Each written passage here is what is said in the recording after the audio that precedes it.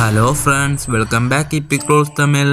இந்த வீடியோட previous chapter எல்லாம் பார்க்கலாம். கீழே டிஸ்கிரிப்ஷன்ல பிளேலிஸ்ட் லிங்க் போட்டுருக்கு, அது போயிட்டு வந்து இந்த வீடியோ பாருங்க. இல்லைன்னா இந்த மான்ஹோட ஸ்டோரி லைன் உங்களுக்கு புரியாது. இப்போ நான் வீணா உங்களோட டைம் வேஸ்ட் பண்ண விருப்பப்படல. கதைக்குள்ள போயிடலாமா?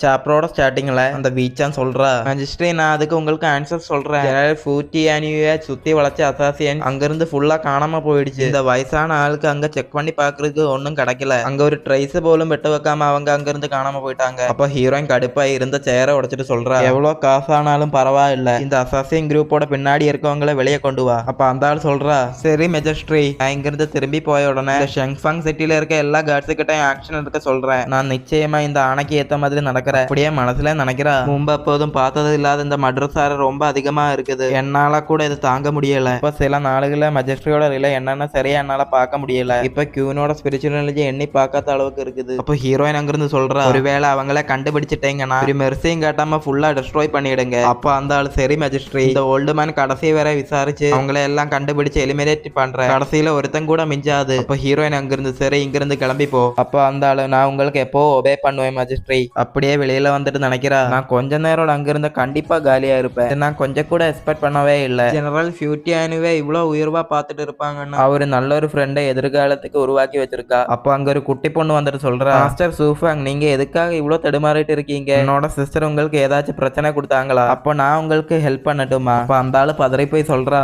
என்னது பிரின்சஸ் லீவல்ல, உங்களோட உதவி எனக்கு தேவையில்லை ஹைனஸ், இந்த ஓல்டு மேனை ஹேண்டில் பண்ணிக்கிறேன். அப்ப குட்டி பொண்ணு சொல்றா, நான் உங்ககிட்ட சும்மா தான் கேட்டேன். இந்த பிரின்சஸ்க்கு உங்க கூட டைம் வேஸ்ட் பண்றதுக்கு நேரம் இல்ல. அப்போ சரி, நான் இங்க இருந்து கிளம்பி போய் என்னோட சிஸ்டரை கண்டுபிடிக்க போறேன். அப்ப அந்த ஆளு மனசுல நினைக்கிறா, நல்ல வேலை பிரின்சஸ் லீவல் இதுல தலையிடல. அங்கிருந்து பேனல் கட் பண்ணா இயாங்ஃபங் பேலஸ் இம்பீரியல் ஸ்டடி ரூம். அங்க ஹீரோயின் என்னமோ எழுதிக்கிட்டே நினைக்கிறா, அந்த பைத்தியக்கார அசாசின்ஸ் காரணமாக தான் என்னோட ஹஸ்பண்டோட முன்னாடி கல்டிவேஷன் பவரை காட்ட முடியல. இல்லைன்னா நான் அந்த கூட்டத்துல தள்ளிக்கிட்டு வந்திருக்க மாட்டேன். நல்ல வேலை என்னோட ஹஸ்பண்டுக்கு ஒண்ணும் ஆகல. ஆனா கிட்டத்தக்கமாக என்னோட ஹஸ்பண்டோட பகை உணர்வை கிளறி விட்டேன். என்னோட கோவத்தை தணிக்கிறதுக்கு அவங்களோட மரணம் கூட போதுமான அளவுக்கு இல்ல. அப்ப குட்டி பொண்ணு வந்துட்டு பெஞ்சில் அடியில இருந்து சொல்றா, ஷியாங்ஃபங் கிண்டத்தோட டிக்னிஃபைடான கியூன் எதை நினைச்சு இவ்வளவு எக்ஸைட் ஆயிருக்காங்க. இதுல தெரியுது சிஸ்டர் அந்த ஆளை லைக் பண்றீங்கன்னு. சிஸ்டர் உனக்காக நான் ஒண்ணு கொண்டு வந்திருக்கேன். அப்ப ஹீரோயின் அதை வாங்கிட்டா. அப்ப குட்டி பொண்ணு சொல்றா, அந்த ஆளு ரொம்ப சாதாரணமா இருக்கிறாரு, உனக்கு ஏதாச்சும் மெடிசன் வாங்கி கொடுத்தாரா? நீ இவ்வளவு மயங்கி போயிருக்க, நீ அவனை கல்யாணம் பண்ணிக்கிட்டு அவனுக்கு சாப்பாடு பண்ணி கொடுத்துட்டு இருக்க. அப்ப ஹீரோயின் குட்டி பொண்ணோட தலையில கை வச்சுட்டு சொல்றா, நீ இப்போ ஒரு குட்டி பொண்ணா இருக்கனால எனக்கு அதை பத்தி கரெக்டா தெரியாது. ஒரு ஆணோட பெண்ணோட காதலை பத்தி. ஆமா, உன்னோட பிரதர்ல ஒரு ஆர்டினரியான ஒரு ஆள் தான். ஃபவுண்டேஷன்ல 5th லெவல்ல மட்டும்தான் இருக்கிறாரு. ஆனா நான் அவர் கூட இருக்குமோ மட்டுமே என்னோட ஹார்ட் ரொம்ப ஃபீலாவும் ரொம்ப ஹாப்பியாவும் இருக்கும். அப்ப அங்க செய்ய வேண்டிய விஷயங்கள் ரொம்ப அதிகமா இருக்கும். அப்ப குட்டி பொண்ணு கேக்குறா,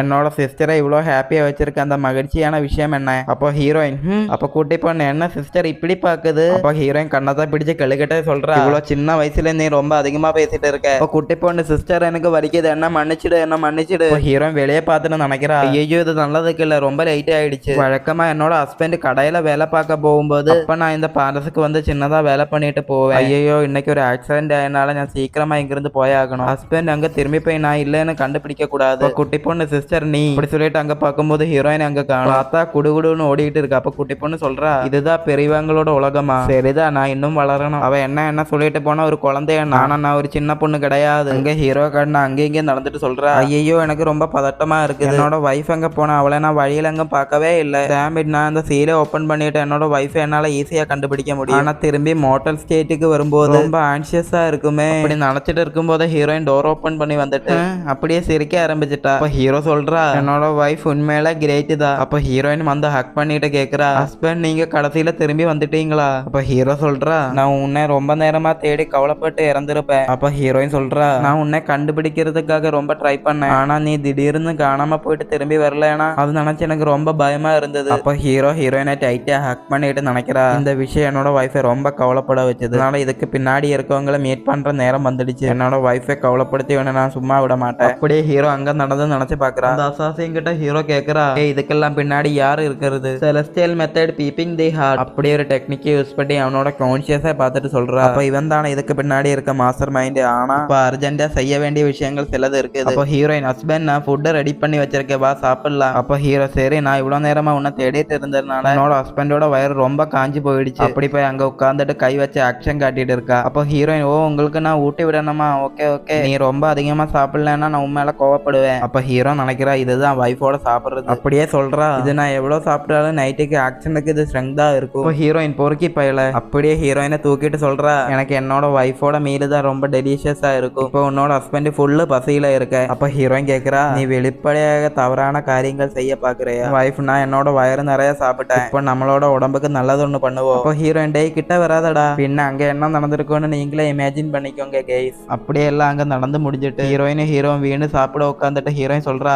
பாத்தோர. அப்ப ஹீரோ அதை வாங்கி சாப்பிட்டுட்டு வைஃப் இது ரொம்ப டெலிஷியஸா இருக்குது, நான் என்னோட வைஃபோட ஃபுட்டை ஒரு நாள் சாப்பிடாம இருந்தா சத்து போயிடுமோன்னு எனக்கு பயமா இருக்கு. அப்போ ஹீரோயின் அப்படியே சொல்றா வெளியில எவ்வளவு பெரிய ரெஸ்டாரண்ட்ஸ் எல்லாம் இருக்குது, ஃப்ளவர் பில்டிங்ஸும் இருக்குது, அதுக்குள்ள அழகான பொண்ணுங்களும் இருக்காங்க, ஒருவேளை அங்க பன்னி கேர்ள்ஸும் இருந்தா அங்க இருக்க ரைஸ் எல்லாம் இன்னும் டெலிஷியஸா இருக்கும் இல்லையா. அப்ப ஹீரோ நினைக்கிறா இவ இன்னும் மறக்கல அந்த பன்னி கேர்ள்ஸோட விஷயத்த. அப்படியே அங்கிருந்து சோசேஜ் எடுத்துட்டு சொல்றா இன்னைக்கு சோசேஜ் ரொம்ப அருமையா இருக்குது. அப்படியே ஹீரோயினுக்கு ஊட்டி விட்டுட்டு சொல்றா வைஃப் நீயும் சாப்பிடுது, நைட்டு தூங்கும் போது ஸ்ட்ரென்த் இல்லாம தூங்க கூடாது. அப்ப ஹீரோயின் அது வாங்கி சாப்பிட்டுட்டு சொல்றா நீ எனக்கு இந்த சோசேஜ் தந்து என்ன கறக்க பாக்குறியா, எனக்கு ரொம்ப தாகமா இருக்குது, எனக்கு இப்ப திக்கான ரைஸ் சூப்பு குடிக்க தோணுது. ஹீரோ ஓகே ஓகே நான் தரேன். வைஃப் ஆகாட்டு ஹீரோயின் அதை வாங்கி குடிச்சிட்டு நினைக்கிறா என்னோட ஹஸ்பண்டை நான் கல்யாணம் பண்ணது என்னோட லைஃப்ல ரொம்ப ஹாப்பியான விஷயம். அப்ப ஹீரோ நினைக்கிறா என்னோட வைஃப் என்ன நல்லாவே ப்ரொடெக்ட் பண்ணணும், இந்த நாளை நான் என்னைக்கும் மறக்க மாட்டேன். த்ரீ ரிலியம்ஸ்ல இருக்க எவ்வளவு சுப்ரீம் பீயிங்ஸோட பவர் எனக்கு தரேன்னு சொன்னாலும் நான் இந்த வாழ்க்கையை யாருக்கும் விட்டு கொடுக்க மாட்டேன். அப்படி அவங்க வீண்டும் பெட்ரூம்ல வந்துட்டாங்க. அப்ப ஹீரோ சொல்ற என்னோட வயர் ஃபுல்லாச்சு. அப்ப ஹீரோயின் ஹீரோ மேல காலை வச்சுட்டு சொல்றா ஹஸ்பண்ட் இன்னைக்கு ஷாப்பிங்க்கு போன போது கொஞ்சம் பேடான பீப்புள்ஸ் என்னோட காலை மிதிச்சுட்டாங்க. இது கேட்டது ஹீரோட மூஞ்சி பார்க்கணுமே. அப்படியே காலை பிடிச்சிட்டு கேக்குற வைஃப் உன்னோட காலு வலிக்குதா,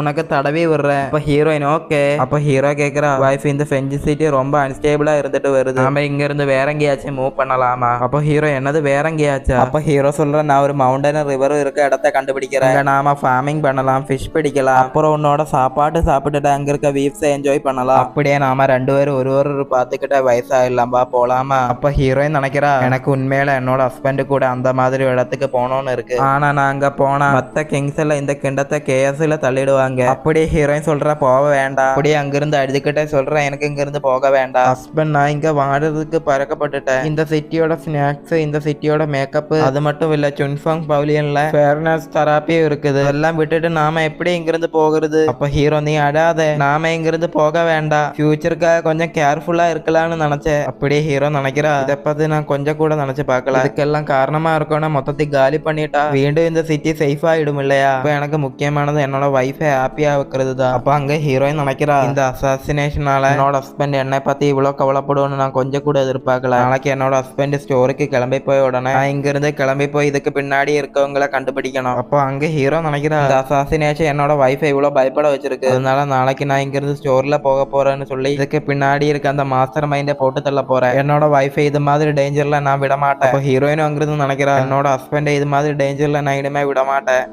இதோட இந்த சாப்டர் முடிச்சிருக்கலாம் ஃப்ரெண்ட்ஸ். ஃபர்ஸ்ட் டைம் நீங்கள் இந்த சேனல் பார்க்குறீங்கன்னா லைக் பண்ணி சப்ஸ்கிரைப் பண்ணி கொஞ்சம் சப்போர்ட் பண்ணுங்கள். அப்போது ஓகே பாய் ஃப்ரெண்ட்ஸ், அடுத்த வாட்டி நல்ல ஒரு வீடியோலாம் பார்க்கலாம்.